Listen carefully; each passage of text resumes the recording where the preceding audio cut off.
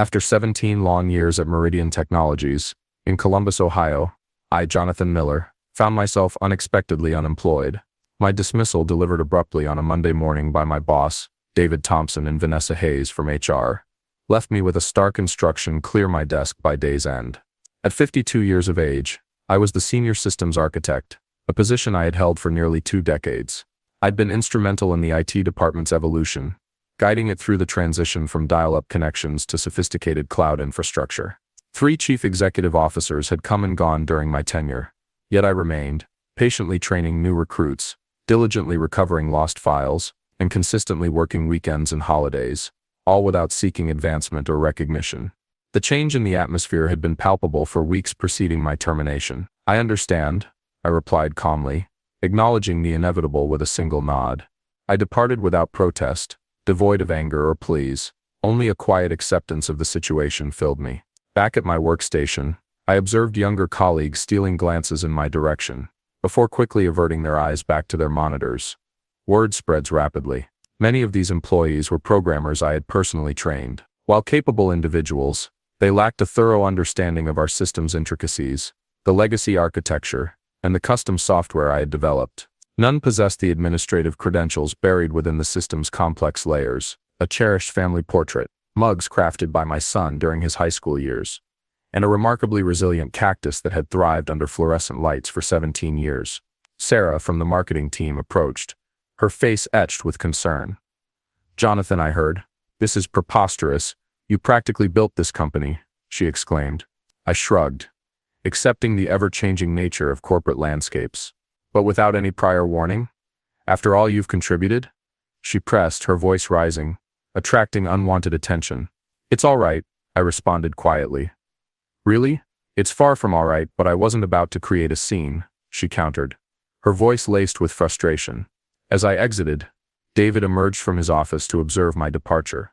There was no farewell, no handshake, simply a silent observation to ensure my complete exit. What my colleagues had consistently failed to recognize over the years was my invaluable role within the organization.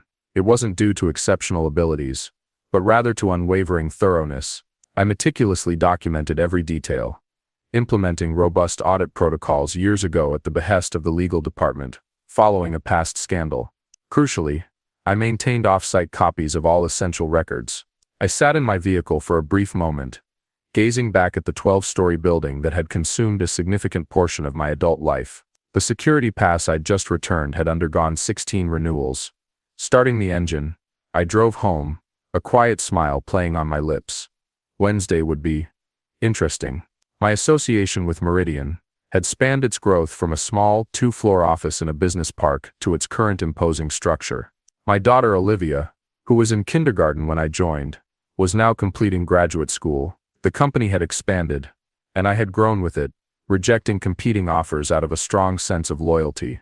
My spouse, Susan, jokingly referred to the servers as my other family, a sentiment not entirely unfounded. I possessed intimate knowledge of every system, every workaround, every unconventional solution to problems the executives were oblivious to. The infrastructure I designed had withstood 3 acquisitions and numerous technological innovations that the management enthusiastically adopted, only to abandon months later. David assumed his role as my supervisor 5 years prior, a recent MBA graduate who referred to our department as IT resources rather than acknowledging the human element. He championed concepts like streamlining, efficiency, and digital transformation, buzzwords often signifying cost-cutting measures. Initially, I attempted to illuminate the complexities of our systems, the intricate layers developed through years of growth and adaptation. "We must future-proof," he would declare in meetings, pointedly ignoring my presence. 6 months earlier, he engaged Jason Perry, a consultant, a sharply dressed individual with a confident handshake and a prominent Stanford University education on his LinkedIn profile. They frequently held hushed conversations in conference rooms, their voices lowered whenever I was nearby. 3 months prior, I observed subtle changes to my access permissions, minor adjustments to administrative controls. I could have voiced my concerns, but instead I chose to monitor and document these alterations. "You seem preoccupied lately," Susan remarked one evening as we relaxed on the porch. "Is everything all right at work?" I nodded, taking a sip of my beer. "Just some changes. Nothing I haven't encountered before," I responded. Though these changes felt fundamentally different, I was systematically excluded from meetings. Emails concerning system upgrades no longer included me. Younger team members were assigned projects I typically handled. Then I discovered a company-wide memorandum about modernization initiatives, a document never shared with me. This memo detailed a complete restructuring of the IT department under Jason's leadership. My position was absent from the new organizational chart. Zenith Solutions Group. A quick search revealed its recent registration with a business address tracing to a UPS store. These unauthorized payments had started small but were escalating monthly. I remained silent, making notes, copying the records, and continuing my surveillance. The unassuming observer often sees everything because no one suspects their observation. The morning after my dismissal, I sat in my home office facing my personal laptop. No alarm clock, no commute, only silence and the weight of recent events. Susan brought me coffee, silently placing it beside me, a gesture of understanding born from 19 years of marriage. "I'm going to the store," she finally said. "Need anything?" I shook my head. After she left, I unlocked the bottom drawer of my desk, retrieving a flash drive, one of several I kept securely stored. Company policy strictly prohibited the removal of data, but years ago, when the legal team required an audit system to monitor potential insider threats, I had clearly stipulated the need for off-site backups. They had approved the request and promptly forgotten about it. Internal emails, meeting minutes I shouldn't have accessed, and financial records beyond the purview of typical employees. There it was. A complete history of payments to Zenith Solutions Group, nearly $1.9 million over 18 months. The approval chain led directly to our CFO, William Harris. I delved deeper, cross-referencing dates and figures until the pattern emerged. The payments perfectly correlated with a series of software license renewals for company-wide systems. However, the amounts were inflated, sometimes by 15%, sometimes by 20%, small enough to avoid immediate detection, yet significant enough to accumulate substantially. William's brother-in-law. They were siphoning company funds through inflated legitimate expenses. I leaned back, feeling a shift within me. Not anger, but something colder, more focused. For 17 years I had solved problems, fixed systems, and protected data. I had been the reliable one, the steady presence who never caused disruptions. Yet, I was discarded like outdated equipment. My phone buzzed with a text from Michael, a junior analyst I had mentored for the past 2 years. "Sorry about yesterday. Utterly unfair what they did. Jason is already settling into your old office." I put down my phone without replying. The pieces of the puzzle were now in place. David and the CFO needed me gone before anyone could link the dots in their scheme. They likely believed the evidence would vanish with me, dismissing me as a technologically outdated individual who lacked modern financial acumen. I opened my email and started composing a message to the board of directors, then paused, my finger hovering over the send button. Too direct, too easily dismissed as the bitter complaints of a terminated employee. I required leverage, precision, a method to expose the fraud that could not be ignored or concealed. I deleted the draft and began formulating a plan. Tomorrow was Wednesday, the day of the board meeting. Quarterly financial reports would be presented, and bonuses would be approved. Perfect timing. I closed my laptop and went to the living room window, looking out at our neighborhood where we had raised our children and built our lives. For the first time since my dismissal, I smiled. Wednesday morning, I sat in my car across from Meridian's headquarters, observing employees entering through the revolving doors. My laptop, in the passenger seat, was logged into an email account I'd created years ago for security testing, an account that appeared to originate from an internal company domain, but was not tracked in the main directory. 9 a.m., I initiated my first move, sending an email to David with the subject line, "Financial irregularities, urgent review required," and a concise summary of my findings regarding Zenith payments. I included sufficient detail for credibility but omitted the brother-in-law connection. If David was implicated, he would panic. If not, he would investigate. Either way, I would gain valuable insight. 4:45 a.m., my phone rang. David's number. I allowed it to go to voicemail. His message was curt. "Johnathan, we need to discuss your email immediately. Call me back." 30 a.m. Another email arrived, this time from Vanessa. "Mr. Miller, we've received your concerning communication that potentially breaches your separation agreement. Please cease all contact with Meridian employees, and remember your confidentiality obligations. Any further communications may lead to legal action." So that's how they chose to play it. Threaten, dismiss, isolate. I had not signed any separation agreement. At noon, I went to my bank and accessed my safe deposit box. Inside was another backup, older but containing critical information not included in my regular drives. Among the files were original security protocols I had designed, including documentation of system access and modification history. These records indicated that William Harris had personally requested expanded access to the financial approval systems 18 months prior, precisely when Zenith payments commenced. Back home, I discovered 3 more missed calls: David, Vanessa, and now Jason Perry. I hadn't expected his rapid involvement. Interesting. I checked my personal email to find an urgent message from Michael.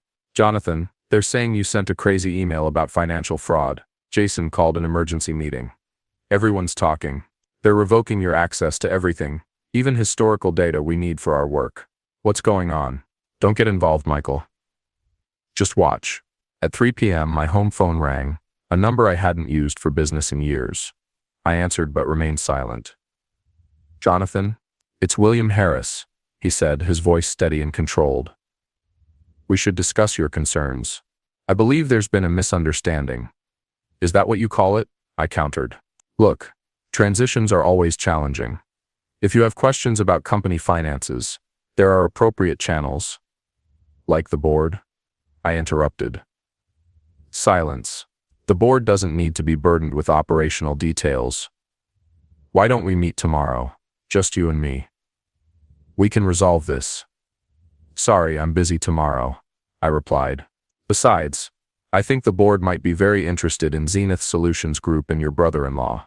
His sharp intake of breath spoke volumes. You're making a serious mistake, he said finally. We can rectify this. Generous severance, references, whatever you require. Goodbye, William, I said. And hung up. Within 10 minutes, Vanessa emailed again. Suddenly my severance package had doubled, with an attached agreement, demanding complete confidentiality regarding all company matters.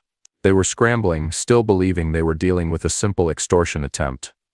They had no idea what awaited them. Thursday morning brought clarity and confirmation. I spent the night analyzing years of data, connecting previously overlooked details. The Zenith scheme wasn't William's first instance of creative accounting. 3 years earlier, shortly after he became CFO, another pattern emerged: consulting fees to a firm called Lakeside Business Solutions. A different name, the same tactic: inflated invoices for partially or never rendered services. I traced Lakeside's registration. It led to Patricia Harris, William's wife. She was apparently the CEO of a company with no website, no employees, and a virtual office address. But the larger revelation came from the email archives. David wasn't merely aware of these arrangements. He had facilitated them. In return, his department received budget increases, while others faced cuts. He had been specifically hired because the previous director had begun questioning IT expenditures. Even Jason Perry was implicated. His consulting firm had been hired through an unusual process bypassing standard procurement channels. His actual role wasn't IT modernization. It was eliminating the one person who might detect the financial anomalies, create seemingly legitimate vendors, approve inflated payments, and split the difference. Since actual services were provided, albeit at marked up rates, auditors scanning for outright fraudulent charges would overlook it. Over 3 years, they had diverted nearly $4.4 million. I compiled everything into a comprehensive report: spreadsheets illustrating the patterns, business registrations linking the companies to William's family, and email exchanges demonstrating David's knowledge and participation. Then, I did something they wouldn't expect. I contacted Robert Lee, a board member I had collaborated with years ago during a security implementation. He was semi-retired but still attended quarterly meetings. Johnathan Miller, he said, answering on the second ring. Long time. Heard you left Meridian. Not by choice, I replied.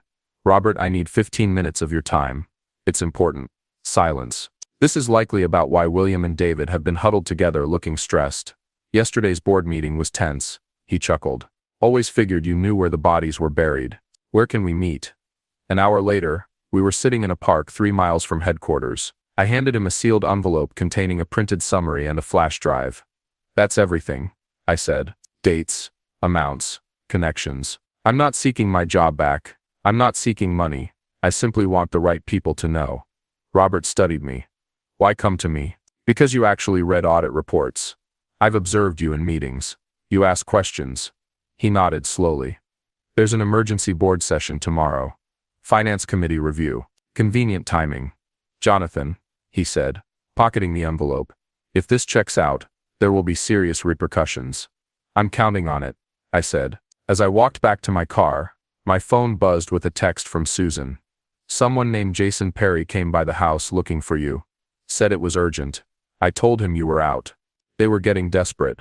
Good, I thought. That afternoon I received job offers from 2 rival firms, both for positions significantly higher than my previous role, both offering substantial signing bonuses. Word of my sudden availability had reached the right circles.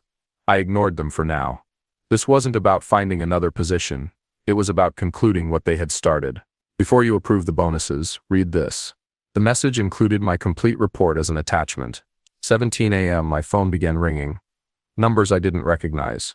Likely board members' assistants frantically trying to reach me. I let them all go to voicemail. At 9 a.m., the Emergency Finance Committee meeting would convene. Robert Lee would be there with my documentation, observing the reactions as my email was discovered and discussed. 32 a.m. Michael texted, "Police are here. William and David are being questioned. Jason looks ill."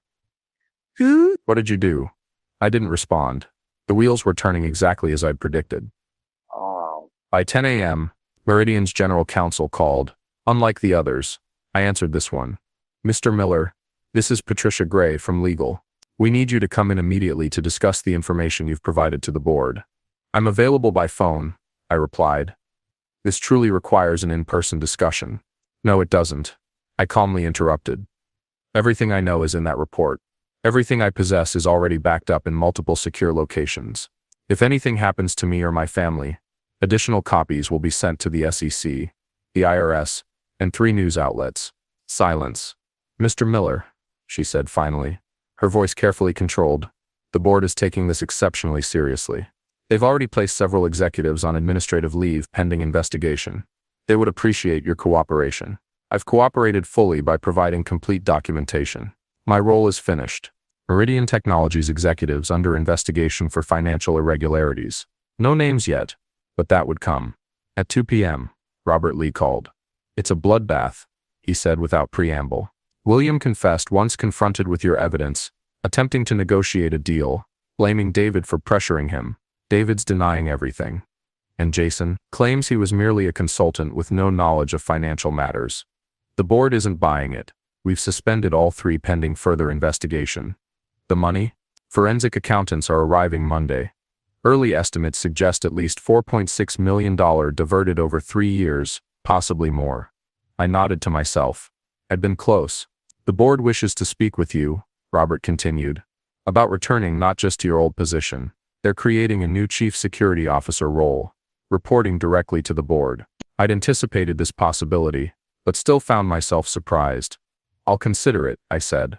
That evening, I told Susan everything. She listened without interruption, then asked, "What do you want to do?" Good question. The revenge aspect is complete. The individuals who dismissed me are themselves being ousted, likely facing criminal charges. Justice has been served, coldly and precisely. But returning to Meridian means re-entering a place that discarded me after 17 years of service. Can I do that? Do I want to? I need time to decide, I said finally. Never burn bridges. Just let them collapse under the weight of their own greed. Within minutes, former colleagues began reaching out. Word was spreading. The quiet systems guy had brought down 3 executives without raising his voice. By Monday, everyone would know exactly whom they had underestimated. Monday morning, I walked into Meridian's headquarters wearing a suit I hadn't needed in years. The security guard did a double take, then quickly printed me a visitor's badge. "Welcome back, Mr. Miller," he said, with newfound respect. The elevator ride to the executive floor was silent. I had never had reason to visit this level before. Now I was expected in the boardroom. 10 board members sat around a polished table. Robert Lee nodded slightly as I entered. The interim CEO, previously the COO, looked uneasy. "Mr. Miller," she began. "Thank you for coming. The situation you've revealed is unprecedented." I remained silent. "The extent of the fraud appears worse than initially reported," she continued. "The forensic team has identified nearly $5.3 million in diverted funds. Criminal charges are being prepared." Still, I waited. Robert cleared his throat. "Chief Information Security Officer. Full executive privileges. Reporting structure directly to the board. We'd like to offer you the role. I placed my folder on the table. Inside you'll find my conditions, I said. Non-negotiable. The CEO opened it, scanning quickly. Her eyebrows rose. Full audit authority across all departments. Independent budget. Veto power on financial technology decisions. I nodded once. This is unusual, she said. So was embezzling $5.3 million, I replied. That happened because no one was watching. Now someone will be. The room fell silent. You have until noon, I said, standing. I have other offers. As I turned to leave, Robert asked, Did you plan this all along, Johnathan? I paused at the door. I didn't plan to be fired after 17 years. Everything after that was simply me doing what I've always done, identifying system vulnerabilities and implementing appropriate security measures. They called. They had accepted every condition. 6 months later, I sat in my new corner office reviewing security protocols for the upcoming quarter. The view overlooked the Columbus skyline, a daily reminder of how much had changed. William Harris had pleaded guilty to multiple fraud charges. In exchange for cooperation, he received a reduced sentence. Still significant.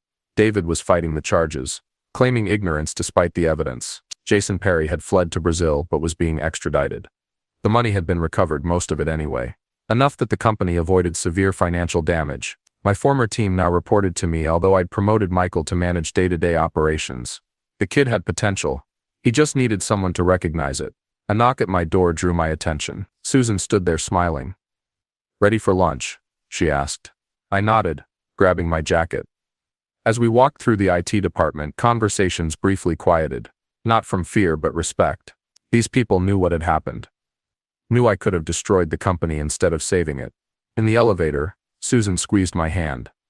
Happy? I considered the question. The anger that had driven me those first few days after being fired had subsided. What remained wasn't exactly happiness, more like satisfaction.